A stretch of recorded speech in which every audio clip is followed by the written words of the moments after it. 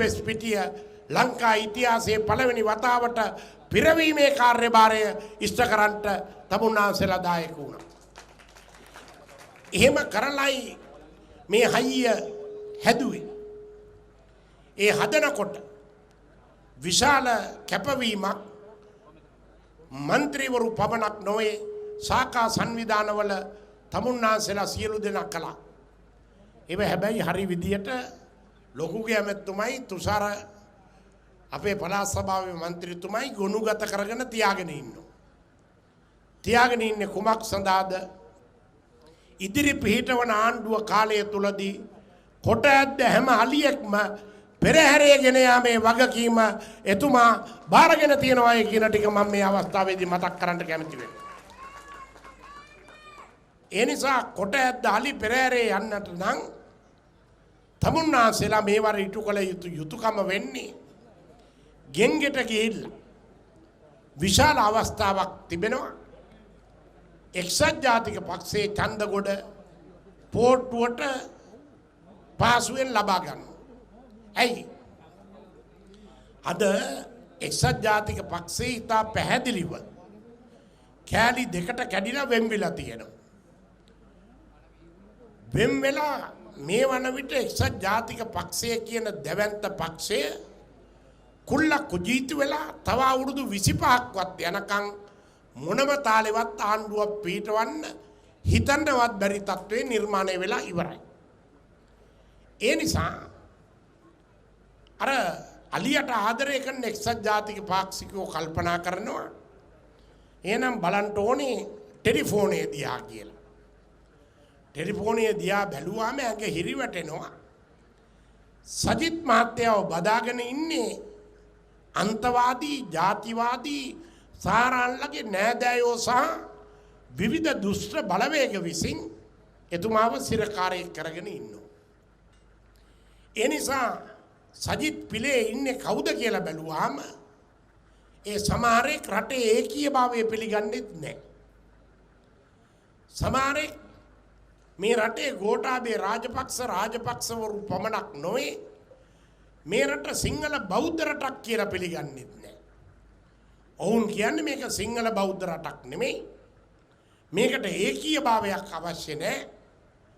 මේක අපිට අවශ්‍ය ආකාරයත් එක්ක බලලා සජිත්වයේ දෙට ඇදයි යන්නම් කියන අන්ත ප්‍රතිගාමී ජාතිවාදී අන්තගාමී දුෂ්ට බලවේගවල එකතුවක් ලෙසයි තියෙන්නේ. ඒ නිසා හොඳ එක්සත් ජාතික පාක්ෂිකයෙක්ට ටෙලිෆෝනයට ඡන්දෙ දෙන්න බෑ. ඊළඟ පැත්ත බැලුවාම මහදවල් මහ බැංකුවේ මහා මුදල් මංකොල්ලේ කරපු සද්දන්තයෝ ඔක්කොම එතනට ගොනු වෙලා ඉන්නවා. මංකොල්ල කරුවන්ගේ කණ්ඩායම එතන ඉන්නවා. මේ දෙක අතර මැද්දේ එක්සත් ජාතික පක්ෂයේ හිටගත්තාම හොඳ පාක්ෂිකයේ හිටගත්තාම හොරකම වංචාව දූෂණය අක්‍රමිකතාවයේ පිටු දකින්න සරල ඍජු තොයින්දු තීරණ ගන්න ගෝඨාභය රාජපක්ෂ මැතිතුමාට හයියක් සැපීම සඳහා පෝට්ටුවේ 3/2 ලබා දෙන්න එක්සත් ජාතික පාක්ෂිකයෝ මේවර කටයුතු කරනවායි කියන ටික මම මේ වෙලාවේදී මතක් කරන්න කැමතියි. ඒ නිසා තමුන්නාන්සේලා ඉදිරි සති දෙක තුල කළ යුත්තේ රැස්වීම පැවැත්වීම හෝ අපේම පාක්ෂිකයන්ට ගෙන්ගෙට ගිහිල්ලා කොළ බෙදීම කියලා මම හිතන්නේ ඇත්තටම ගිහිල්ලා එක්සත් ජාතික පක්ෂයේ ගෙවල් වලට කතා කරා. ඒ අයට රට හමුවේ ඇති අභියෝගය කියන්නේ අපේ රට ලංකා ඉතිහාසයේ නොවිරු ලෙස විශාලතම අභියෝගයකට මුහුණ දීලා අභියෝග රාශියකට මුහුණ දීලා තියෙනවා. එකක් මේ රට බේරගත්ත මේ රට වෙනුවෙන් ලේ මස් ඇට නාර පූජා කරපු රණවිරුවෝ යුද අපරාධ කරුවෝ කියලා මංගල සමරවීර ඇමරිකා එක්සත් ජනපදයත් එක්ක ජිනීවා නුවර මානව හිමිකම් කවුන්සිලේ පැමිණිලි කරලා තියෙනවා. අපි චූදිතයෝ බවට පත් වෙලා තියෙනවා. මාතෘ භූමියේ බේරගත්ත රණවිරුවෝ දඬුගසේ ගැසීමට දරන ජාත්‍යන්තර කුමන්ත්‍රණ තියෙනවා. උපනූපන් પરම්පරාවන්ට හිමි වෙන්න ඕනේ. ඒ වෙනුවෙන් හදපු උපාය මාර්ගික වශයෙන් ඊටම වැදගත්කම තියෙන හම්බන්තොට වරාය. අපි ඒකාබද්ධ විපක්ෂයේ විරුද්ධ වෙද්දී එක්සත් ජාතික පක්ෂයේ ඇමරිකානු ඩොලර් බිලියන 1.4කට වික්කා. මේ විකිණීමට විරුද්ධව ලොකුගේ ඇමැතුමා චමල් රාජපක්ෂ නාමල් රාජපක්ෂලා අපි හම්බන්තොට ගිහිල්ලා දෙවන්ත උද්ඝෝෂණ ව්‍යාපාර කළා. පොලිසිය ගහලා පැන්නුවා. කඳුළු ගෑස් ගැව්වා. සමහර අපෙන් ගිය අය හිරේ හිටියා. අර අල්ලපු ආසනේ ඉන්න උපාලි කොඩිකාර තංගල්ල හිරගෙදර හිටියේ. අපි බලන්න ගියා. මේ හම්බන්තොට වරාය චීනයට විකුණුවාම දැන් ඉන්දියාව කියනවා කොළඹ වරායේ කෑල්ලක් අපිට ඕනේ. චීනෙන් ගෙනාපු දොඹකර එතන සවි කරන්න දෙන්නේ. එතකොට එතන චීනය ඉන්දියාව හා ප්‍රශ්නයක්. ඉන්දියන් සාගර කලාපයේ පිළිබඳ ප්‍රශ්නයක් තියෙනවා. ඊළඟට මහදවල් මහා බැංකුව මංකොල්ල කාපු නිසා රටේ සමස්ත මුදල් ක්‍රමයේ පිළිබඳ විශාල අර්බුදයක් රටට ඇති වෙලා තියෙනවා. ණය පොලිය කඩලා යන ලෙස ඉහළ ගිහිල්ලා තිබුණා. දැන් ගෝඨාභය රාජපක්ෂ ජනාධිපතිතුමාගේ විචක්ෂණශීලී මූල්‍ය කළමනාකරණය යටතේ තමුන්නාසෙලට තනි ඉලක්කමේ පොලියට ණය දෙන අලුත් බැංකු ක්‍රමයක් ඇති කිරීම සඳහා කටයුතු කරගෙන යනවා. අපිට මේ රට ඇතුලේ ඩොලර් මුකුත් නැති තත්වයක් තුල පසුගිය රජය ලබාගත් විදේශ ණය වාරික පොලී ගෙවන්නට ඇමරිකානු ඩොලර් බිලියන 4.5ක් අවශ්‍ය වෙනව වර්ෂයකට. මහා ණය කන්දකට පසුගිය කාලෙදී මේ රට යටත් කළා. දැන් ඒකත් මතක තියාගැනීම වැදගත්. මහින්ද රාජපක්ෂ ජනාධිපතිතුමා සුනාමියෙන් නැති වෙච්ච රට නැවත ගොඩ ගැනීම, ප්‍රභාකරන්ගේ රට නිදහස් කර ගැනීම, ලෝක ඛනිජ තෙල් අර්බුදය, ලෝක ආහාර අර්බුදය, ලෝක මූල්‍ය අර්බුදය, රාජ්‍ය ණය අර්බුදය ඔක්කොමට මුහුණ දෙමින් අවුරුදු 10ක් මේ රට ආණ්ඩු කළා. 2005 ඉඳන් 2014ට. මහින්ද මහත්තයා රට බාර ගන්නකොට ණය ප්‍රමාණය රුපියල් ට්‍රිලියන 2යි. බිලියන 10ක් තමයි ට්‍රිලියන 1. අර මේ සියලු අර්බුදත් වලට මුහුණ දෙමින් මහා පරිමාණ සංවර්ධන යෝජනා ක්‍රම කරමින් රට ආපහු බාර දෙනකොට ණය ප්‍රමාණය ට්‍රිලියන 7යි. ඉස්සෙල්ලා ට්‍රිලියන 2යි දැන් ට්‍රිලියන 7යි. මහින්ද මහත්තයා ගත්ත මුළු ණය ප්‍රමාණය අවුරුදු 10ටම ට්‍රිලියන 5යි. හැබැයි යහපාලන ආණ්ඩුවට යුද්ධෙත් නැහැ. සුනාමිත් නැහැ. ලෝක ඛනිජ තෙල් අර්බුදත් නැහැ. ආහාර අර්බුදත් නැහැ. මොනවත් කළෙත් නැහැ. අරන් තියෙන ණය ප්‍රමාණය දැන් නොගෙවූ ණය ට්‍රිලියන 13යි. යහපාලන රජය අරන් තියෙනවා අවුරුදු 5ට ට්‍රිලියන 6ක්. මහින්ද මහත්තයා අවුරුදු 10කට රටක් හදන්න අරන් තියෙන්නේ ට්‍රිලියන 5යි. මුකුත් නොකර යහපාලනය අරන් තියෙනවා ට්‍රිලියන 6ක්. ඒවා ගෙවන්න තියෙන්නේ තමුන්නාන්සෙලට. අපිට මේ මහා අභියෝග නිසා සමහර ණය ගෙවන්න තියෙන්නේ බුලට් පේමන්ට්ස් විදියට. එකවර ගෙවන්න ඕනේ. සංවර්ධන බැඳුම් කර නිකුත් කළා ගිනි පොලියට ණය අරන් තියෙනවා. ඒව එකවර ගෙවන්න ඕනේ. නමුත් මේ සියලු අභියෝග ජයගෙන මේ රට ගොඩනගන්නේ කෙසේද යන්න පිළිබඳ පැහැදිලි වැඩපිළිවෙලක් සෞභාග්‍ය දැක්ම කියලා රට හමුවේ තබලා තියෙන එකම රාජ්‍ය නායකයා ගෝඨාභය රාජපක්ෂ මැතිතුමා පමණයි කියන ටික මම මේ අවස්ථාවේදී මතක් කරන්න කැමති වෙනවා. ඒ වැඩසටහනේ තියෙනවා මේ රටේ ගොවියා කෘෂි කර්මය නැගිටවන්නේ කොහොමද? සුළු මධ්‍ය පරිමාණ කර්මාන්ත ඇතුළු කර්මාන්ත නැගිටවන්නේ කොහොමද? දබුන්නාසලගේ දරුවගේ අධ්‍යාපනය සෞඛ්‍ය නිවාස ප්‍රජා සේවා ඇති කරන්නේ කොහොමද කියලා නිශ්චිතව තිබෙනවා. මම එහි එක දෙකක් කීවොත් අපේ දිනේෂ් ගුණවර්ධන ඇමැතුමා එක කරුණක් කීවා. ගෝඨාභය රාජපක්ෂ මැතිතුමාගේ මේ සෑම දෙමව්පියෙකුටම ප්‍රධාන ගැටලුවක් තියෙනවා. තමන්ගේ දරුවන්ට සියලු පහසුකම් සහිත පාසලක් සොයාගන්නේ කෙසේද? ලොකුගේ ඇමැතුමා පෞගිය කාලය තුලදී ඇසක් වගේ පිළියන්දර මධ්‍යම මහා විද්‍යාලයයි මේ කැස්බෑවේ පාසල් ටිකයි රැක ගන්න උත්සාහ කළා. මම අධ්‍යාපන ඇමතිවරයා වශයෙන් එතුමාට උදව් කළා. එතුමා මේ පිළියන්දර මධ්‍යම මහා විද්‍යාලය රටේ වෙන පාසලකට නොදෙවෙනි ලෙස හැදුවා. එතුමා ක්‍රීඩා ඇමති වශයෙන් පිළියන්දර මධ්‍යම මහා විද්‍යාලයේ ලංකාවේ කිසිම පාසලක නැති විදිහේ පීනුම් තටාකයක් හැදුවා. මහින්දෝදේ තාක්ෂණික විද්‍යාගාරය හැදුවා. මහින්දෝදේ තාක්ෂණ පීඨ හැදුවා. තාක්ෂණ විෂය ධාරාව උගන්වන පාසලක් බවට පත් කළා. හැබැයි මුළු කැස්බෑව ආසනයේටම තියෙන්නේ මේ ආසනයේ පටන් ගත්ත දවසේ ඉඳන් අද වෙනකන් ජාතික පාසල් එකයි. පිළියන්දර මධ්‍ය මහා විද්‍යාලයේ විතරයි. ගෝඨාභය මහත්තයාගේ සෞභාග්‍ය දැක්ම අනුව මේ අවුරුද්දේ දෙසැම්බර් වෙනිදා ඉස්සෙල්ලා අපි අංග සම්පූර්ණ අග්‍රගණ්‍ය ජාතික පාසල් 3ක් කැස්බෑව මැතිවරණ කොට්ටාසයට ලබා දීමේ වගකීම ඉෂ්ට කරනවායි කියන එක මම මතක් කරනවා.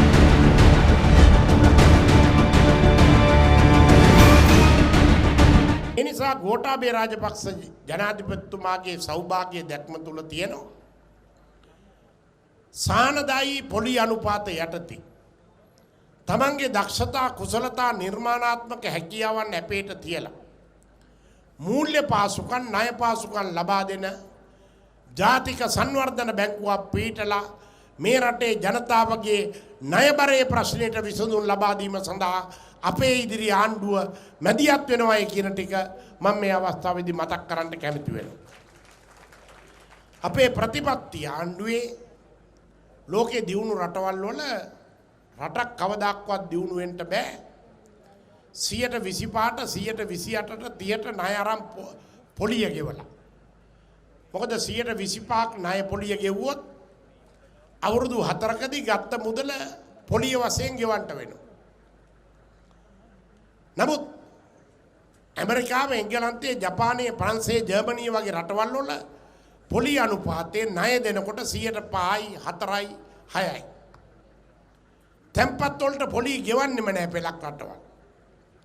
ස්විට්සර්ලන්තයේ තැන්පත් පොලි අනුපාතයේ ඍණ 1යි. 100ක් බැංකු පොතේ දාපුවාම 99 යපුවම් වෙනවා. පොලි වියදම අඩු වුණොත් තමයි පොලි අඩු වුණොත් කුලිය අඩු වුණොත් නිෂ්පාදන වියදම් අඩු වෙනවා. භාණ්ඩවල මිල අඩු වෙනවා. ජීවිතේ වියදම අඩු වෙනවා. ව්‍යාපාර කර්මාන්ත නැගිටිනවා. ඒ නිසා මේ වන විටත් ක්‍රියාත්මක කරලා ගෝඨාභය රාජපක්ෂ මහින්ද රාජපක්ෂ විචක්ෂණශීලී මූල්‍ය කළමනාකරණයක් යටතේ තනි ඉලක්කමට ණය ගන්න පුළුවන් රටක් බවට ලබන වර්ෂයේ වන විට මේ රට පරිවර්තනය කිරීමේ කාර්යභාරය අපි ඉෂ්ට කරනවායි කියන ටික මම තමුන්නාසලට මතක් වෙනවා. දැන් තියෙන තත්ත්වය අනුව ලීසින් ෆිනෑන්ස් ගෙවන්න බැරුව පිළියන්දර පැත්තෙත් අපේ සභාපතිතුමාගේ පළාතේ සීසර්ලගේ මල්ලිලා ඇවිල්ලා ජූලියස් සීසර්ලගේ මල්ලිලා සීසර්ලා ඇවිල්ලා පාර දීලා මිනිස්සු මැරෙන තත්ත්වය ඇති වෙලා තියෙනවා. මේ තත්ත්වය වෙනස් කරන්න මූල්‍ය ක්‍රමය වෙනස් කරනවා. මූල්‍ය සමාගම් නිසි ලෙස පාලනය කරනවා.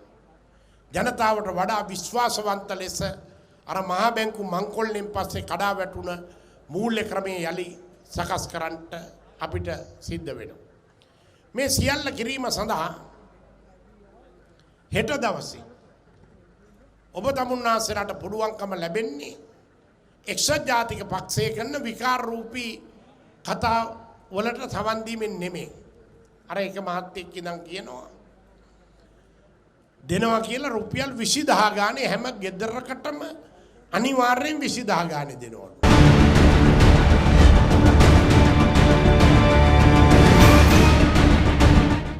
52% වෙච්ච අපි අදටත් මේ ලංකාව ඇතුලේ දෙවන පුරවැසියෝ විදිහට තමයි හඳුන්වන්නේ. අපි දෙවන පුරවැසියෝ. ඒක කැමැත්තෙන් හෝ අකමැත්තෙන් අපිට පිළිගන්න සිද්ධ වෙනවා. මම ඒකට හොඳම උදාහරණයක් කියන්නම්. මේ ලංකාවේ මෙතෙක් කල ජනාධිපති අපේක්ෂකයෝ අගමැති අපේක්ෂකයෝ අනන්ත බිහි වුණා.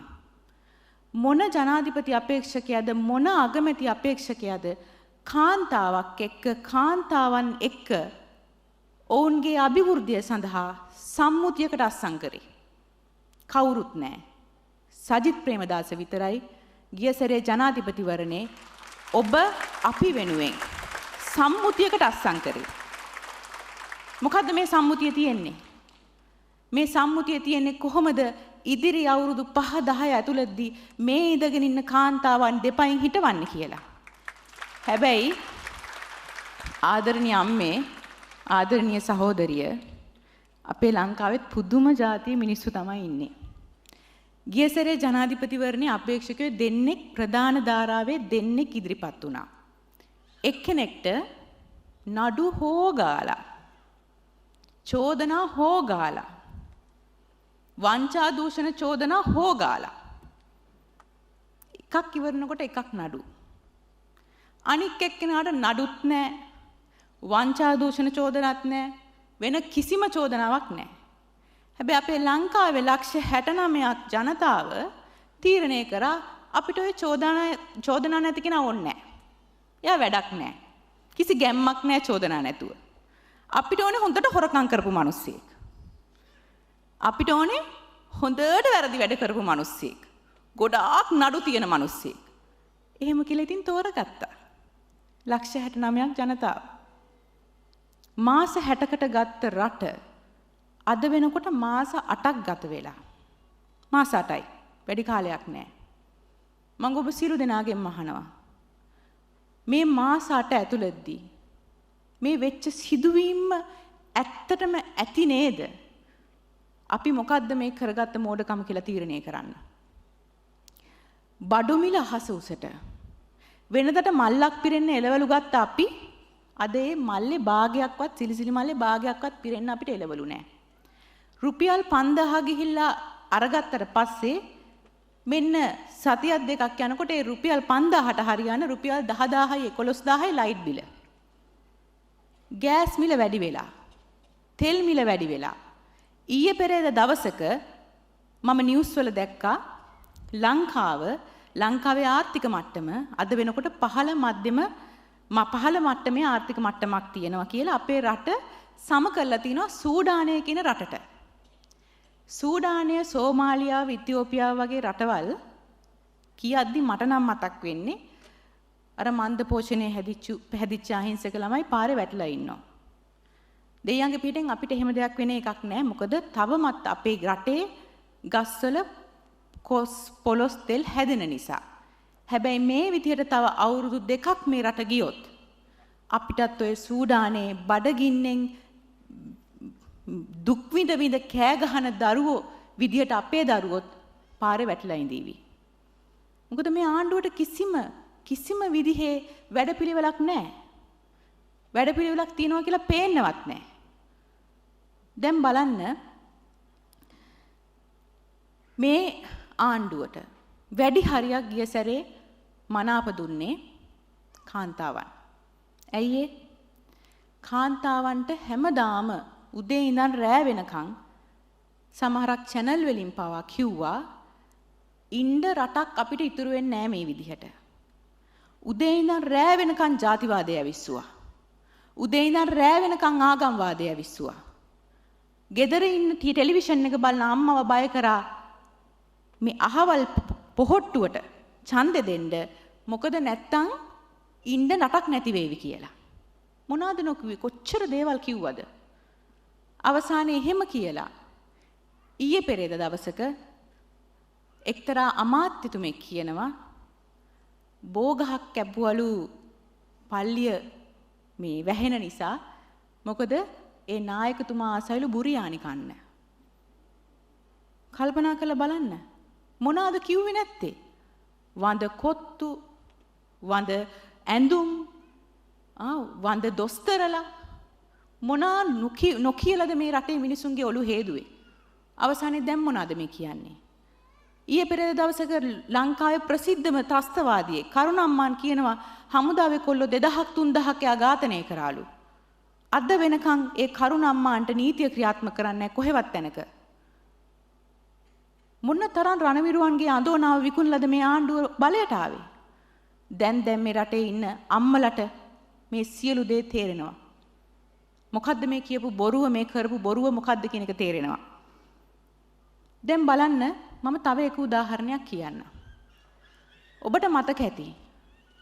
සජිත් ප්‍රේමදාස මැතිතුමා ජනාධිපතිවරණ කාලේ ඉතාමත් අපූර්ව යෝජනාවක් ගෙනාවා. ඒ යෝජනාව ගෙනෙන්න පිරිමියට කොන්දක් තියෙන්න ඕනේ. එතුමා කිව්වා මේ රටේ සනීපාරක්ෂක ප්‍රශ්නයට විසඳුමක් විදිහට කාන්තාවන්ගේ ඔහු සනීපාරක්ෂකතුවා නොමිලේ ලබා දෙනවා කියලා.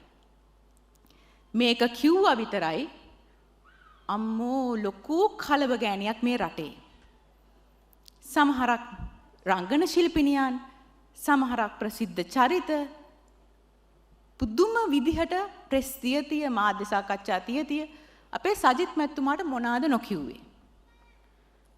හැබැයි ඒගොල්ලෝ ඒ විදිහට සජිත් මැතිතුමාට එක එක චෝදනා කරද්දී අනිත් පැත්තෙන් ඒගොල්ලන්ගේ පක්ෂේ සමහරක් හිටපු മന്ത്രിවරු දැරිවියන් 100ක් දූෂණය කළ පාටි දානකොට සමහරක් മന്ത്രിවරු කුඩා දැරිවියන් දූෂණය කළ මේ කට්ටඩියෝ සමහරක් කට්ටඩි മന്ത്രിවරු දැරිවියන් දූෂණය කළා මේ උසාවි මගහරිනකොට මේ වගේ දේවල් කරනකොට ඒගොල්ලෝ ඔළුව කසකස ඈනුම් ඇර ටීවී එක දිහා බලන් ඉන්නවා.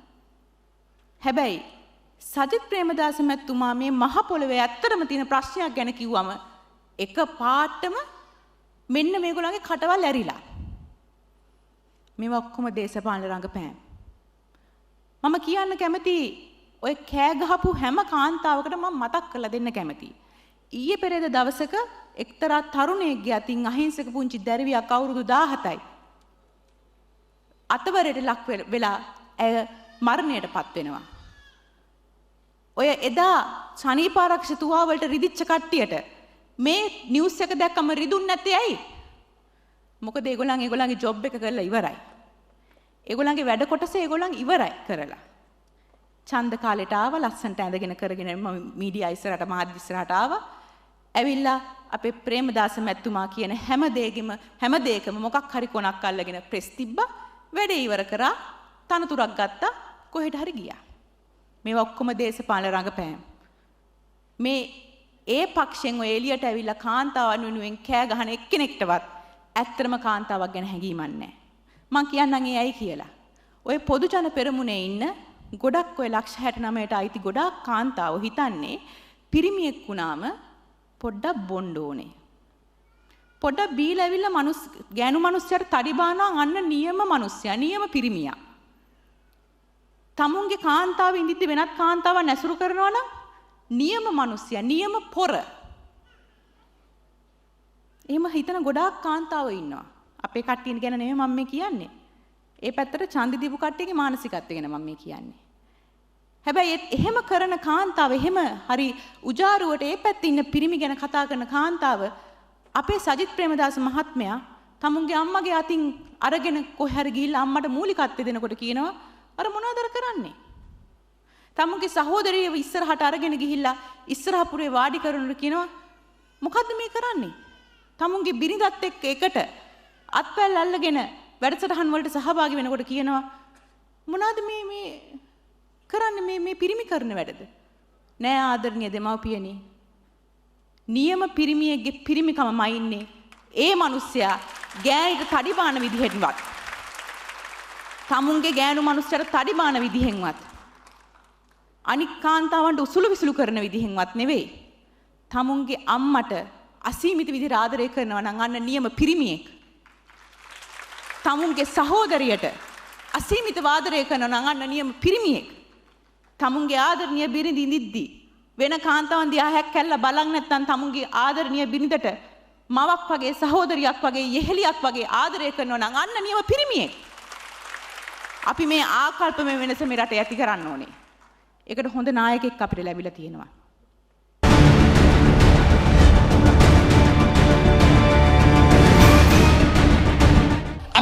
දෙනෙක් ඉඳලා පහුගිය කාලේ පාර්ලිමේන්තුවේ අපේ 6යි හිටියේ. අඩු ගානේ මේ රටේ ජනතාව දේශපාලඥ හොරා කනවා කියලා හරි දැනගත්තේ අපේ 6ක් හිටපු හින්දා. නැත්තම් ඔවා දන්නේවත් නැහැ. කෝප් කමිටුව වල සභාපතිවරු ඉතිහාසෙත් හිටියා. හැබැයි හඳුන්නේ නැති කෝප් කමිටුවට ආවට පස්සේ තමයි ජනතාව එහෙම කමිටුවක් තියෙනවා කියලා දන්නේ. මෙච්චර ලොකු හොරකම් වෙනවා කියලා දන්නේ. මහ බැංකුවේ මෙච්චර වංචා වුණා කියලා දන්නේ. ඉතිහාසෙත් උනා ඒවා වැහුවා. කෝප් කමිටුවේ සභාපතිවරු කෝටියක් දෙකක් සාක්කුවට දානකොට මොන වාර්තාද? හොරුන්ගෙන් හොරකම් අල්ලන්න බෑ. ආදරණීය මේ තාත්තේ සහෝදරයා සහෝදරි. එහෙනම් අපේ 6ක් හිටපු හින්දා අඩු ගානේ රටේ වෙන හොරකම් දැනගත්තා. ඒ කෑ ගහපු නිසා කොච්චර හොරකම් වලකින්නේ නැද්ද? ඒවට ගානම් මිම්මක් කියන්න බෑ. ඒ මහජන ධනය අපි කෑ ගහපු නිසා ඉතුරු වුණා. එහෙම හඬක්වත් නැති වුණා නම් මිනිස්සු අඩු ගානේ සත්‍යවත් දන්නේ නැහැ. එහෙනම් ආදරණීය මේ තාත්තේ සහෝදරයා සහෝදරි. ඒ සත්‍ය අද ඔබ තේරුම් ගත යුතු සත්‍යයක් කියලා මම යෝජනා කරනවා. කල්පනා කරලා බලන්න. මේ පාර්ලිමේන්තුව අපි මොකටද පාවිච්චි කරන්න ඕනි? පාර්ලිමේන්තුව කියන්නේ පාසලක් රෝහලක් නෙවෙයි. පාසල තියෙන්නේ ඉගෙන ගන්න, රෝහල තියෙන්නේ බෙහෙත් දෙන්න. පාර්ලිමේන්තුව තියෙන්නේ කතා කරන්න. මොනවද?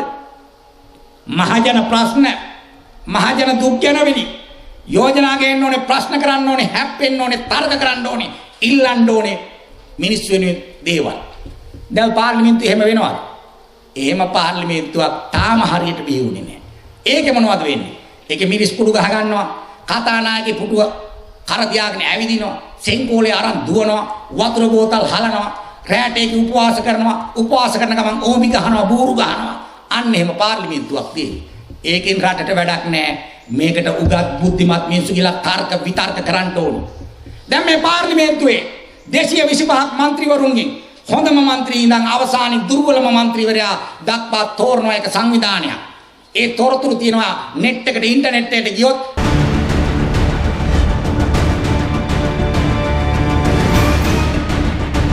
ලකුණු දෙනවා ඒකේ മന്ത്രിවරුන්ට කොහොමද දෙන්නේ? වැඩිම මහජන යෝජනා ගෙන ආපු മന്ത്രിට ලකුණු වැඩි. වැඩිම ජනතාවගෙන් ප්‍රශ්න අහපු කෙනාට ලකුණු වැඩි. වැඩිම කාරක සභාවට මහජන ප්‍රශ්න ගෙන ආපු කෙනාට ලකුණු වැඩි. පාර්ලිමේන්තු පැමිණීම වැඩි වෙනකොට ලකුණු වැඩි වෙනවා. විනය ගරුක භාවයට වැඩි වෙනවා. වැඩි වේලාවක් කතා කරාම ලකුණු වැඩි වෙනවා. අන්න එහෙම ලකුණු දෙනවා. ලකුණු දුන්නාම පහුගිය අවුරුදු 5ෙම ওই 225ක් අතර තිබුණු ඒ තරඟෙන් පළවෙනි තැන ගත්තේ කවුද? අවුරුදු 5ෙම පළවෙනියා වුණේ එක්කෙනෙක්. කවුද එක්කෙනා? අපේ පක්ෂේ නායක ආනන්ද කුමාර දිසානායක සහෝදරයා. දෙවැනියා කවුද ගිය අවුරුද්දේ? අපේ බිමල් රත්නායක සහෝදරයා. තුන්වෙනියා කවුද ගිය අවුරුද්දේ? අපේ නලින්ද ජයසිංහ සහෝදරයා, ડોક્ટર නලින්ද ජයසිංහ කලුතර മന്ത്രി. හතරවෙනියා කවුද? අපේ සුනිල් හඳුන්නේ සහෝදරයා. අපිට කී දෙනායිද හිටියේ? 6යි. එතකොට ඉතුරු දෙන්න මුල් 20 අතරේ ඉන්නවා. මුල් 20 අතරේ ඉන්නවා. මහින්ද මහත්තයා 100 ගාණක්. 100 ගාණක ඉන්නවා. බදුල්ල දිස්ත්‍රික්කේ මහින්ද මහත්තයාගේ නායකයා තේරුක විධානගමගේ පාර්ලිමේන්තුවේ අවුරුදු 10ක් විතර ඉඳලා තියෙනවා. විනාඩි 9යි තප්පර 30ක් ඒ කාලය තුල කතා කරලා තියෙනවා. එතුමා ගිය අවුරුද්දේ කී වෙනියද? 219 වෙනියා. 219 වෙනියා. පාර්ලිමේන්තුව පාවිච්චි කරන්නේ මහජන ප්‍රශ්න කතා කරන. කල්පනා කරලා බලන්න. නිමල් ඇමතිතුමා වැඩක් කළේ නැහැ කියලා මං කියන්නේ නැහැ. එයා ගොඩ නැගිලි වලට දෙයියා. ඒවා නම් ගොඩක් ගෙනල්ලා තියෙනවා. ඒවා කෙනාපේකේ යටි දේවල් මන් දන්නේ නැහැ. කරලා තියෙනවා. ගෙනල්ලා තියෙනවා. කතා නම් කරන්නේ නැහැ. එතුමා පහුගිය දවස්වල ඉතින් වයස වැඩි කමටත් දන්නෙත් නැහැ, අතනීපත් දන්නෙත් නැහැ. මං උනත් අතනීප වෙන්න පුළුවන් වයසට යන්න පුළුවන් අගහුරේටි කියනවා නෙවෙයි. දේශපාලඥයන්ගේ තොරතුරු ජනතාව දැනගත යුතු නිසා කියන්නේ. එතුමා පාර්ලිමේන්තුවේ දැන් නම් වැඩි හරියක් බුදිය ගන්නවා. මම පහුගිය දවස්වල මී ගහකුලේ රැස්වීම කියනකොට අම්මා කෙනෙක් hina වෙලා කියනවා පුතා කියපු එක හරි කිව්වා. මම අම්මා දැක්කද පාර්ලිමේන්තුවේ? නෑ පුතා ගමේ මේ සැරේ රැස්වීමට ඇවිල්ලා එතනත් බුදිය ගත්තා කිව්වා. එතනත් බුදිය ගත්තා කිව්වා. වයස වැඩිද අසනීපද දන්නේ නැහැ. එතුමා නිදන මැදිරියකට යවන්න. පාර්ලිමේන්තුවට යවන්න එපා. දැන් එතුමාගේ කල්ලිකුත් වෙලා. අර සමහර කඩවල වල බඩු තියෙනවානේ නිෂ්පාදිත දිනේ සහ කල්ලිකුත් වීමේ දිනේ කියලා. දැන් එතුමා කල්ලිකුත් වෙලා. දැන් විශ්‍රාම ගන්න ඕනේ. අවුරුදු 76ක් බොහෝ වෙනවා. අපා රාජ්‍ය සේවකෙක් යනවානේ 55න් ඇටි. මේක වෙන කාට හරි මේ නිදානේ බාර දීලා එතුමා දැන් විශ්‍රාම ගන්නන අපරාධී. දැන් සමහර ඒවා තියෙනවා පාවිච්චියටම නුසුදුසුයි. කවුද? ඩිලාන් පෙරේරලා වගේ කට්ටිය පාවිච්චියට නුසුදුසුයි. හරින්ලා යන්නම ගියා. තේනුක පාවිච්චියට නුසුදුසුයි. දැන් මේ පාර්ලිමේන්තුවට යවන්න ඕනේ කවුද? මහජන ප්‍රශ්න කතා කරන කට්ටිය. ලංකාවේ දුප්පත්ම පළාත මොකක්ද? මුදල් අමාත්‍යාංශය කියන පරිදි ඌව පළාත. අපි දුප්පත් උතුරු නැගෙනහිර අපිට වැඩි පොහොසත් සතුටුයි. ඒත් අපේ රටේ ජනතාවනේ. හැබැයි 30 අවුරුදු යුද්ධයක් තිබුණ පළාත් දෙක අපිට උඩින් ගිහිල්ලා අපි යටට ගියේ කොහොමද? ගියා නෙවෙයි යවුවා. කවුද? අපේ ඡන්දෙන් ගියේ උන් අපේ දුප්පත්කමට අදාළ ප්‍රශ්නේ පාර්ලිමේන්තුවේ කතා කරේ නෑ. පෙන්වා දුන්නේ නෑ. ඒවා කතා කරා නම් ඇමතිවරුන්ට ඇහෙනවා. නිලධාරීන්ට ඇහෙනවා. ජනාධිපතිට අගමැතිට ඇහෙනවා. ඒ වාර්තා ඒ තැන් වලට යනවා. ඊළඟට පත්තරවල ටීවී වල මේවා පළ වෙනවා. පළ වෙනකොට පාලකයෝ නිලධාරී තීන්දුව ගන්නවා. ඒ ගන්නකොට මේ ගම්බින් වලට යම් යම් ප්‍රතිලාභ එනවා. එතකොට දුප්පත්කම ටිකක් හරි තුරන් වෙනවා. කතා කරන්නේ නැතුව බුදිය ගන්නවා නම් කටවල් වහගෙන ඉන්නවා නම් මොකටද ඔය දෙන ඡන්ද? ගඟට කැපු ඉනි වාගේ වෙනවා.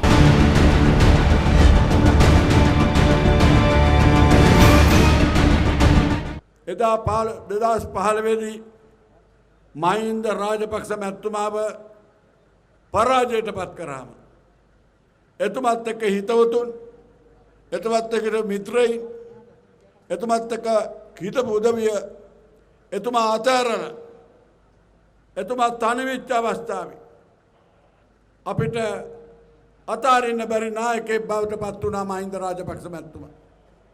ඒකට ශක්තිය දුන්න තමුන්නාසලා ඔක්කොම. මෙතන ඉන්න ජී.එල්. පීරිස් මැතිතුමා, මන්දුල ගුණවර්ධන මැතිතුමාලා අපි එතුමත් එක්ක හිටගත්තා. අපි දුෂ්කර ගමනක් ගියා. හැබැයි තමුන්නාසලා එකට අපිට ශක්තිය දුන්නා. අද එතුමාව අලුත් පක්ෂයක් හදලා මේ රටේ ජනාධිපතිවරයා හැටියට එතුමා නම් කරපු ගෝඨාභය රාජපක්ෂ මැතිතුමා පත් කළා. එතුමා ශ්‍රී ලංකාවේ අගමැතිවරයා හැටියට අද මේ කැස්බෑවට ආවම අපිට තියෙන්නේ පුදුම සතුටක් කියන එක මන් තමුන්නාසලට කියන්න කැමතියි. අද එතුමත් එක්ක අපි ගත කරන්නේ ඉතාම සතුටින්. එදා අපි දුෂ්කර ගමනක් ගියා. ඒ දුෂ්කර ගමන යනකොට මන් තමුන්නාසලට ගරු කරනවා. මම එක්සත් ජාතික පක්ෂයේ හිටපු මන්ත්‍රීවරයෙක් නායකයෙක්. එදා මම මහින්ද රාජපක්ෂ මැතිතුමත් එක්ක එකතු වෙනකොට තමුන්නාසලා මාව ආදරයෙන් පිළිගත්තා. ජයමිනි මන්ත්‍රීතුමාලා මේ සභාවේ ඉන්න ප්‍රාදේශ සභා මන්ත්‍රීවරු ශ්‍රී ලංකා නිදහස් පක්ෂයේ නායකයින් මාව ආදරයෙන් පිළිගත්තා. මම ඒ පිළිබඳව තමුන්නාසලට මගේ ගෞරවය පුද කරනවා. ඒ ආදරයෙන් පිළිගත්ත විතරක් නෙමෙයි 2010 මැතිවරණයට මම ඉදිරිපත් වෙනකොට මේ ආසනයෙන් ශ්‍රී ලංකා නිදහස් පක්ෂයේ තව අපේක්ෂකෙක් ඉදිරිපත් කරා. නුත් එතුමාට වැඩිය මනාප දීලා ඒ මැතිවරණයේදී මාව මන්ත්‍රීවරයෙක් කරපු එක ගැන මගේ හෘද වස්තේ තියෙන ස්තුතිය කියලා නිම කරන්න බෑ. තමුන්නාසලා මම කොතරම් එක්සත් ජාතික පක්ෂයේ හිටියත් එදා මහින්ද මහත්තයත් එක්ක එකතු වෙලා තරඟ කරාම තමුන්නාසලා මාව විශ්වාස කරා. තමුන්නාසලා මාව ජයග්‍රහණය කරා. ඒ යුතුයකම එදා ඉඳලා අද වෙනකම්ම මම මේ කැස්බෑවේ ජනතාවට ඉෂ්ට කරා කියන එක මේ මොහොතේ කියන්න කැමතියි. ඒ ජයග්‍රහණයත් එක්ක අපි අද සතුටු වෙනවා යුද්ධයක් නැති රටක ඉන්නේ. බේදුරු තුඩුවේ ඉඳලා දෙවන්දොර තුඩුවට අපේ සිංහ කොඩිය ලෙල දුන්න එදා 2009 යුද්ධෙන් පස්සේ. බේදුරු තුඩුවේ ඉඳලා දෙවන්දොර තුඩුවට අපේ ජාතික ගීය සිංහල භාෂෙන් ගායනා කරා. අපිට එදා ලැබිච්ච සතුට කියලා නියම කරන්න පුළුවන් කමක් නැහැ. අපි ඒ පිළිබඳව අපේ ජීවිතයේ තීනකල් අපි මහින්ද රාජපක්ෂ මැතිතුමාටත් ඒක මෙහෙවපු ගෝඨාභය රාජපක්ෂ මැතිතුමාටත් අපේ ගෞරවය තියෙනවා කියන එක කියන්න කැමතියි. නමුත් 2015 දී වෙච්ච පරාජයත් එක්ක අපි විතර කම්පා වෙච්ච කට්ටියක් කවුරුවත් නැහැ. කැස්බෑවේ තමුන්නාසලා කොච්චර කම්පාවට පත් වුණාද කියතොත් බස් 25ක් ගියා දංගල්ලට. මහින්ද රාජපක්ෂ මැතිතුමාව දකින්න එතුමාට අපේ ගෞරවය ප්‍රකාශ කරන්න බස් 35 අපේ ගෙවල් වල පිරීලා මහජනයා හිටියා. ලංකා ඉතිහාසයේ හරි ලෝක ඉතිහාසයේ හරි පෙරදිච්ච නායකයෙක් වෙනුවෙන් හඬපු මිනිස්සු ඉන්නවා නම් ඒ ශ්‍රී ලංකාවේ කියලා මම කියන්න කැමතියි. තමුන්නාසලා හැඬුවා පමණක් නෙමෙයි නැවත එතුමාව බලයට පත් කරන්න තමුන්නාසලගේ පූර්ණ ශක්තියම දුන්නයි කියන එකත් මම මෙහෙදොදි කියන්න කැමතියි. ඒ නිසා අද අපි අපේ ජනාධිපතිවරයෙක් පත් කරගෙන ඉතාම සතුටින් ඉන්න මොහොතක්. එහෙනම් අද අපිට තියෙනවා යුතුයමක්. එතුමාට 3/2 බලයක් කරන් දෙන පාර්ලිමේන්තුවක් පිහිටවන්න. ඇයි අපි එහෙම කියන්නේ? දැන් එතුමාට 68 ලක්ෂයක් ඡන්දය හම්බෙලා එතුමා මේ රටේ ජනාධිපති. හැබැයි වැඩ බලන පොලිස්පතිවරයෙක් ඉන්නේ. එතුමාව ස්ථීර පොලිස්පතියෙක් කරන්න එතුමාට බෑ. පොලිස්පති ගෙදර ඉන්නවා. එතුමා වාස් කරන්න එතුමාට බෑ. අපි කොළඹ වරායට දොඹ කරගෙන එනකොට ඉන්දියාව කියනවා මේකේ බාන්න බෑ මේක අපේ කියලා. චීන වරායට යනකොට තෙල් ටැංකිය තියෙනවා අපේ. ලෝකෙම තෙල් මිල බහැලා. නුත් ඒ ටැංකියට තෙල් දාන්න දෙන්නේ නැහැ. ඒක අපේ රටයි තියෙන්නේ. නුත් 2015 අපි රට බාර දෙනකොට එහෙම රාජ්‍ය වලට දීපු කිසිම ව්‍යාපාරයක් මේ රටේ තිබුණේ නැහැ. ඒවා ඔක්කොම අපේ රටේ අපේ ආණ්ඩුවටයි තියෙනවා. අපේ රටේ අපේ ආයතනවලටයි තිබිච්ච ඒවා. හම්බන්තොට වරාය අපේ රටේ අපේ ආණ්ඩුවටයි තිබිච්ච එක. අද අපි හම්බන්තොට යනකොට චීන රජය කියන මේ කොඹලා නෙමෙයි අපේ කියලා. හැබැයි ආණ්ඩුව කියන්නේ බදු දුන්නා කියලා. හැබැයි බද්ද අවුරුදු 198කට පරම්පරා 5කට යන්න බෑ. අපේ හමුදා බටේට අපි වීර බටයෝ කියනවා. අපේ නාම අපිව බේරගත්තා කියනවා. ජිනීවා වලට ගිහිල්ලා අපේ හමුදාවේ නිලධාරීන් වැරදි කරවයි කියලා අපේ ආණ්ඩුව යෝජනාව කළා සම්මත කළා. ජාත්‍යන්තර විනිශ්චයකාරයෝ වෙලා නඩු විභාග කරන තීන්දුව කරපු ආණ්ඩුවක් තිබුණේ. ඒක ක්‍රියාත්මක වුණේ නැහැ. ජනාධිපතිතුමයි රනිල් වික්‍රමසිංහ හැපිච්ච හින්දා. නැත්තම් ඒක ක්‍රියා අපි විපක්ෂයකට කරලි ගහපු හින්දා. මේ වගේ 3/2 පත් කරපු නීති රීති රාශියක් මේ රටේ තියෙනවා. එහෙනම් ඒ නීති රීති වෙනස් කරන්න 3/2 බලයක් අපිට ඕනේ කරලා තියෙනවා. ඒ නිසා තමයි තමුන්නාසලක රැස් වෙන්නේ. තමුන්නාසලත් එක්ක සාකච්ඡා කරන්නේ. තමුන්නාසලත් එක්ක ක්‍රියා කරන්නේ. මේ සැරේ අපි කැස්බෑ වාසනය 99000කින් දින්න නෙමෙයි 99000ට තව 25000ක් එකතු කරලා 1,25,000කින් දිනවන්න කියලා. ඒකට අපි ආරාධනා කරනවා. එදා එක්සත් ජාතික පක්ෂය අපිට විරුද්ධව ඡන්ද දීපු රටට ආදරේ දෙන සියලු දෙනාටම. අද එක්සත් ජාතික පක්ෂයේ වැඩක් නැහැ. එක්සත් ජාතික පක්ෂයක් නෑ අද. රනිල් වික්‍රමසිංහ එකක් කියනකොට සජිත් අන්තවාදීත් එක්ක එකතු වෙලා තියෙන්නේ. තමුන්නාසල සජිත් ඡන්ද දෙනවා කියන්නේ ප්‍රභාකරන්ට ඡන්ද දුන්නා වගේ. ඒ TN එකට ඡන්ද දුන්නා වගේ. හකීම්ට ඡන්ද දුන්නා වගේ. අද යත් එක්ක එකතු වෙලා ඉන්නේ මේ රටේ අන්තවාදී කොටස්. අපි හිතනවා ප්‍රේමදාස මහත්තයාගේ පුතා කියලා. ප්‍රේමදාස මහත්තයාගේ පුතා වුණාට අද එතුමා එකතු වෙලා තියෙන මේ රටේ අන්තවාදී කොටස් එක්ක. ඒගොල්ලොත් එක්ක බලයටපත් වුණොත් අපේ රටේ ආපහු සිංහල අපේ ජාතිකගේ සිංහලෙන් කියන්න වෙන්නේ නැහැ ජාපනී. මඩකලපුවේ කියන්න වෙන්නේ නැහැ. මඩකලපුවේ අපේ අයිතිවාසිකම් අපිට අතාරින්න වෙනවා. ජාපනයේ අපේ අයිතිවාසිකම අතාරින්න වෙනවා. අපි මහින්ද රාජපක්ෂ මැතිතුමාට ගරු කරන්නේ එතුමා ජයග්‍රහණය කරා පමණක් නෙමෙයි.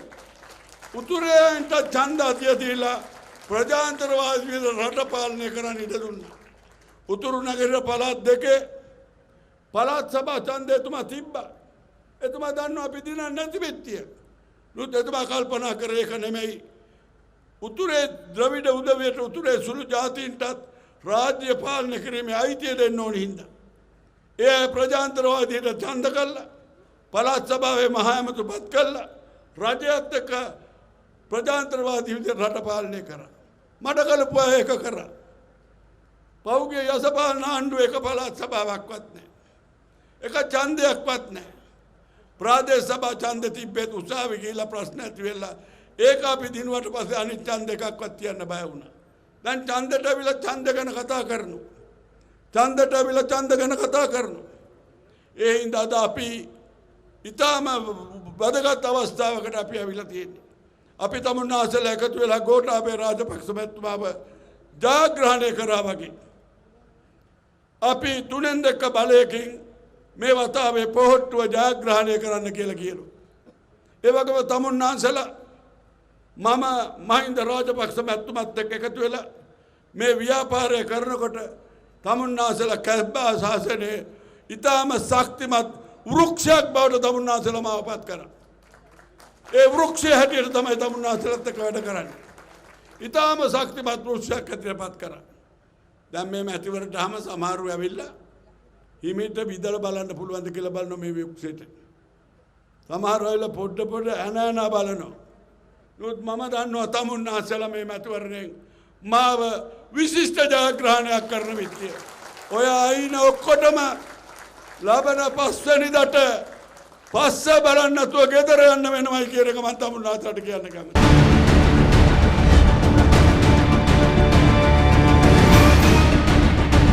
අගෝස්තු 5 වෙනිදාට මේ රටේ මහා මැතිවරණය දැන් පැවැත්වෙනවා. ඒ මහා මැතිවරණයේදී සජිත් ප්‍රේමදාස මැතිතුමාගේ නායකත්වයෙන් යුතු සමගි ජන බලවේගයට ඒ දුරකථනයේ ලාංඡනයට ඔබේ ඡන්දය ලබා දෙන්න කියලායි අපි ඉල්ලා හිටින්නේ. මොකද අපි සමගි ජන බලවේගයට ඡන්දය දිය යුත්තේ. පළමුවෙන්ම සමහර අය අහනවා මහින්ද රාජපක්ෂ මහත්තයත් කියලා තියෙනවා නේද? දැන් එදා මාස 9කට කලින් තියපු ඡන්දේ ඒ ඡන්දෙදී ගෝඨාභය රාජපක්ෂ මහත්තයාට ලක්ෂ 69යි. සජිත් ප්‍රේමදාස මහත්තයාට ලක්ෂ 55යි. ඒ ලක්ෂ 55 දැන් දෙකට බෙදිලා. රනිල් වික්‍රමසිංහ මහත්තයයි සජිත් ප්‍රේමදාස මහත්තයයි කියලා. හැබැයි ලක්ෂ 69 බෙදිලා නැහැ. ඒක නිසා කිසිම අපහසුවකින් තොරව එයා ජය ගන්නවයි කියලා අන්න ප්‍රකාශ කරලා තියෙනවා මහින්ද මහත්තයා. මම ඔබතුමාලාගෙන් ප්‍රශ්නයක් අහනවා. ඔබතුමාලා බොහොම දෙනෙක් එක්සත් ජාතික පක්ෂයේ කාලාන්තරයක් ක්‍රියාකාරී වෙච්ච අය. රනිල් වික්‍රමසිංහ මහත්තයා එක්ක මේ ඉදිරි දේශපාලනය කරන්න මෙතන රැස්වීමක් තිබ්බනම් මේ මැතිතුමිය ඒ മന്ത്രിතුමාලා ඔබතුමාලා අද මෙතෙන්ට එනවද? එන්නේ. එහෙනම් කොහොමද ඡන්ද කැඩෙන්නේ නේද? මහින්ද මහත්තයා කියන විදිහට ඡන්ද කැඩෙන්නේ කොහොමද? ඡන්ද කැඩෙන්නේ නැහැ. ඡන්දය ලක්ෂ 55ම එක හිතින් සමගි ජන බලවේගයක ඉන්නවා කියන එක අපි බොහොම පැහැදිලිව කියනවා. අපිට හැබැයි ඡන්ද ටිකක් නම් නැති වෙනවා. බැංකු හුරුන්ගේ ඡන්ද නේද? රට බෙදන්න ගිය කට්ටියගේ ඡන්ද මේ රටේ ජාතික සංස්කෘතිය සිංහල මිනිහාගේ දෙමළ මිනිහාගේ මුස්ලිම් මිනිහාගේ අඳුරන්නේ නැති අයගේ ඒ ඡන්ද අපේ බෞද්ධ භික්ෂුන් වහන්සේට වඳින්න දන්නේ නැති ආගමික නායකයන්ට ගරු කරන්න නැති අයගේ ඡන්ද මෙන්න මේ වගේ ඡන්ද නම් අපට නැති වෙනවා. ඒව නැතුණයි කියලා අපිට පාඩුවක් නැහැ. මොකද නියම දේශමාමක බලයක් අද මේ සමගි ජන බලවේගයත් එක්ක එකට ඉන්න හින්දා වෙන්න ඕන. ඊළඟට අහනවා ඒගොල්ලෝ හරි ඉතින් 55ම ලක්ෂ ඕගොල්ලෝ ගාව හිටියත් අපිට 69ක් තියෙනවානේ. අපි දිනනවා කියලා. මේ ලක්ෂ 69 කොහොමද මේගොල්ලෝ හදාගත්තේ? හදාගත්තේ නාලිකා දෙකක් දාගෙන පට්ටපල් බොරු ටිකක් මේ රටේ මිනිස්සුන්ට කියලා මිනිස්සු ඇත්තම කෝ තවංකම කෝ අන්දලා තමයි මේ ඡන්ද ටික ගහගත්තේ.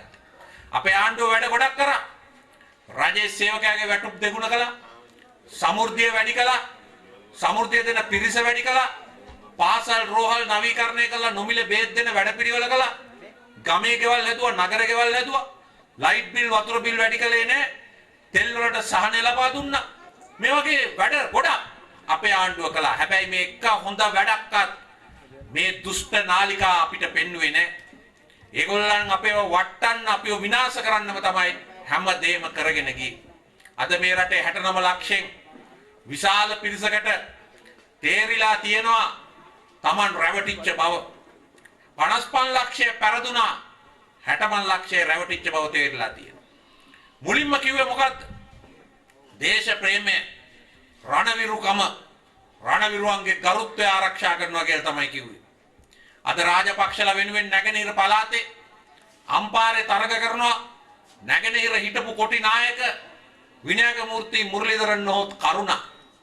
එයා මොනවද දෙමළෙන් කියන්නේ එහෙ ගිහිල්ලා? දෙමළෙන් එයා කියනවා මොකද්ද? මං තමයි එක දවසේ සිංහල සෙබළු 2000ක් මරපු මහ භීෂකයා ඒ වගේම යටින් දෙන පණිවිඩය තමයි දෙමළ වීරයා මම තමයි කියලා අර කොටිනායක කරුණ කියනවා. ඒ අතර මිනිහා කියනවා මම යන්නේ රාජපක්ෂලව ශක්තිමත් කරන්න කියලා. මේ පළාත් වලට එනවා අපේ සරත් වීරසේකර මහත්තයා උඳුගොඩ එහෙම. අපි තමයි රණවිරුව කියාගේ. රණවිරුව අපි තමයි දෙමළ කොටි මරපු වීරයෝ කියලා.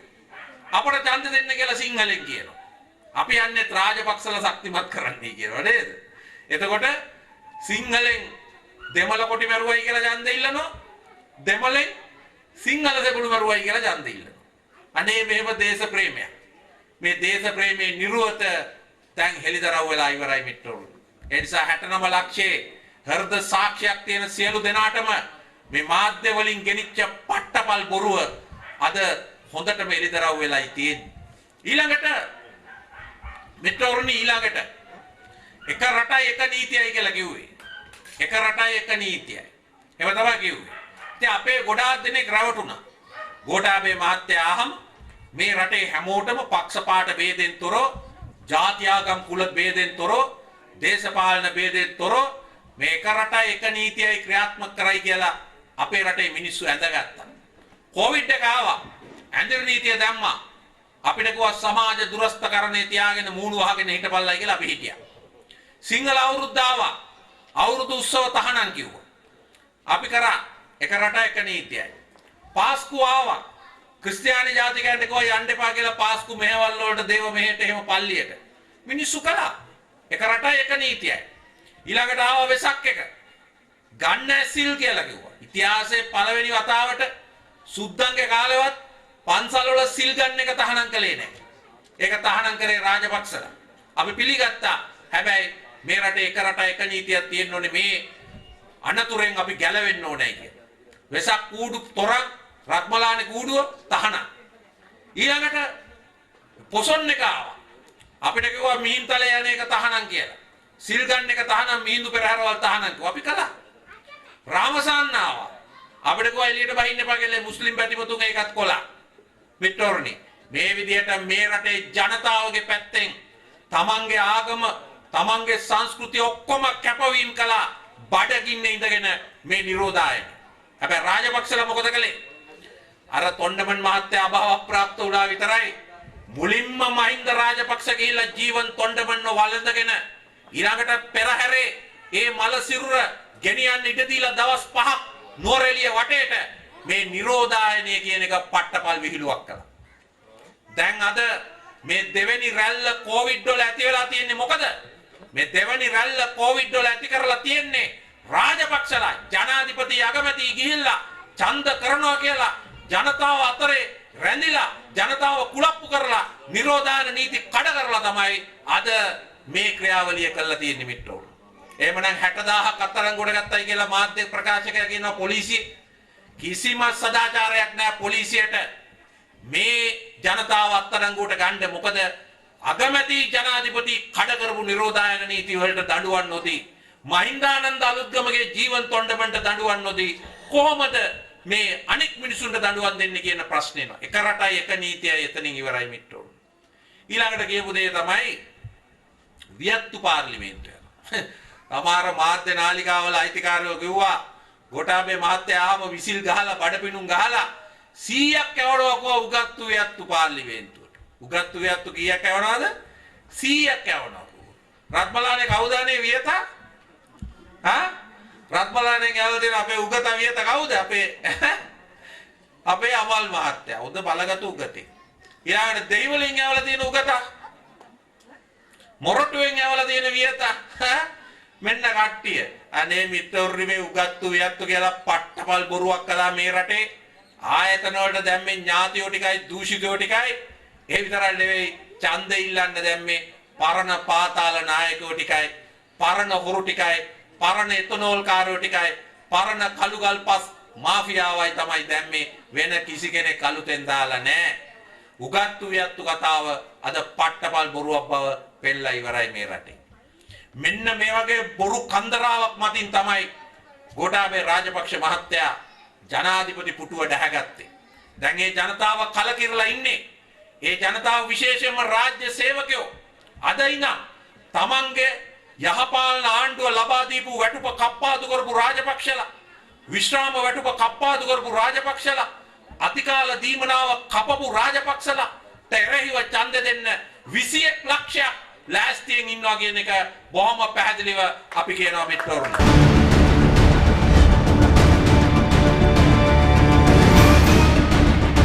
ඒ වගේම අපි කියන්න ඕනේ අපිව කොවිඩ් එක මර්ධනය කළා කියලා ගෙනිච්ච බොරුවක් අද කොවිඩ් එක ගැන කතා කරගෙන යනවා අපේ වෛද්‍ය නිලධාරීන්ගේ සංගමය.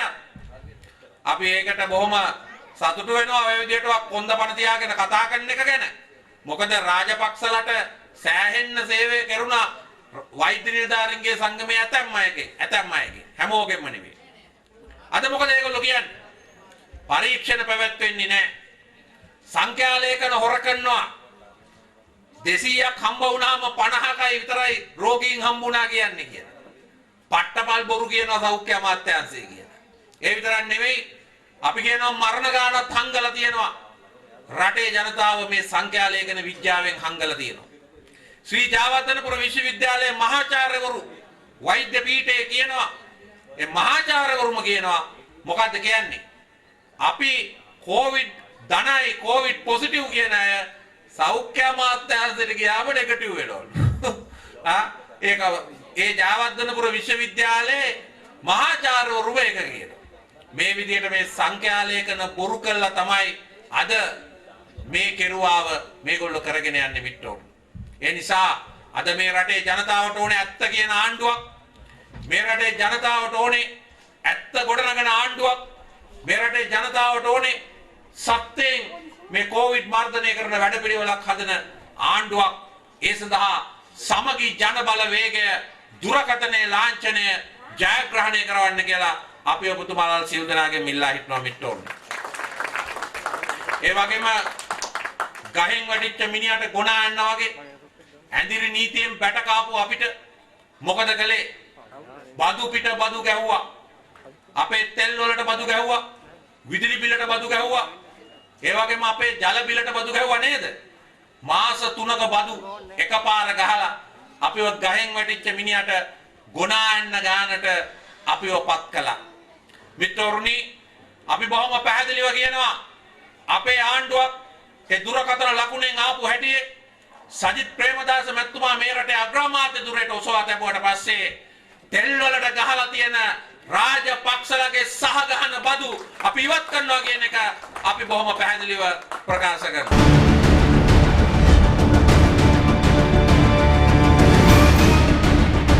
එතකොට අපෙන් අහනවා කොහොමද මේක කරන්නේ කියලා.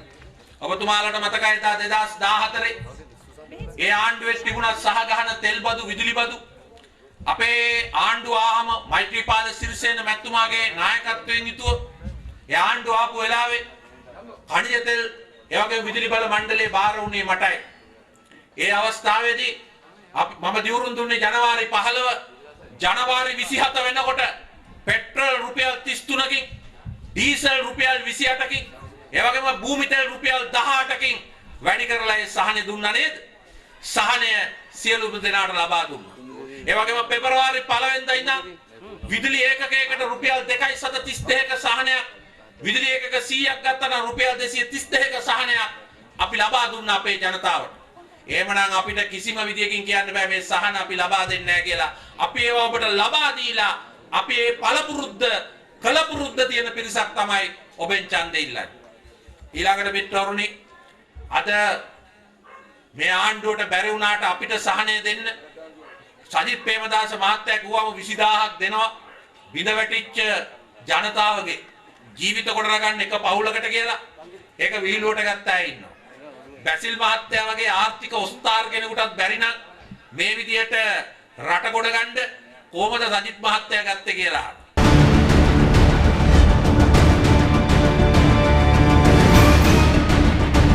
ඔබතුමාලාට අපි කියන්න ඕනි අද මේ රටේ මේ මැතිවරණයත් එක්ක මේ නිරෝධායන ක්‍රියාවලිය පාවිච්චි කළා මේ අපිව තමයි විපක්ෂය තමයි මර්ධනය කරන්නේ. අපිට තමයි මේ ඔක්කොම තහංචි තහනම් දාන්නේ. කාර්යාල පවත්වන්න බෑ. අපිට රැස්වීම් තියන්න බෑ. අපි මේ ඔක්කොම මේ රටේ ජනතාවගේ ජීවිත ආරක්ෂාව වෙනුවෙන් අපි ඉවසනවා මිත්‍රවරුනි. ඒ වගේම අපිව මර්ධනය කරනවා. මටම දාලා දෙනවා කොමිසම් 4ක්. මිත්‍රවරුනි අපි බොහොම පැහැදිලිව රාජපක්ෂලට කියනවා. අපි මේ රටේ ජනතාවට වරදවල් කළා නැහැ. අපේ හෘද සාක්ෂියක දන්නවා. මහපාරේ තජුඩීන්ලව, මහපාරේ ලසන්ත වික්‍රමතුංගලව ඝාතනය කළා වගේ ඝාතන වැඩ අපේ අත්වල ලේ තැවරිලා නැහැ. ඒ වගේම මිග් 24න් ගහුවා ගැහිලි ගුවන් හමුදාවෙන්. ඒ වගේම ඇවන් ගාඩ් එකෙන් නාවික හමුදාවෙන් ගහපු ගැහිලි. ඒ වගේම රටේ යුද හමුදාවේ වටිනා ඉඩම විකුණලා ගහපු ගැහිලි.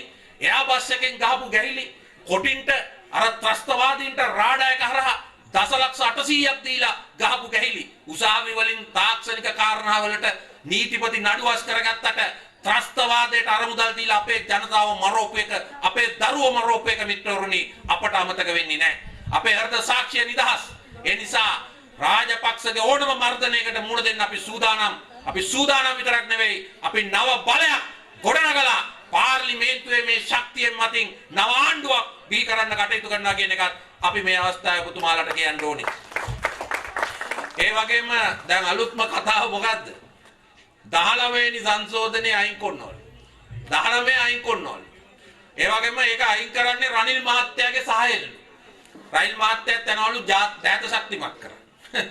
දෑත ශක්තිමත් කරන්න. අනේ මේ අලියා පිටේ නැගලා දෑත ශක්තිමත් කරන්න ඕනේ මේ අමල් සිල්වා මේ ඡන්දෙ ඉල්ලනවානේ කෙලින්ම දෙනවානේ අනේ පොහට්ටුවට මේ ගෝඨාභයගේ දෑත ශක්තිමත් කරන්න ඕන නේද?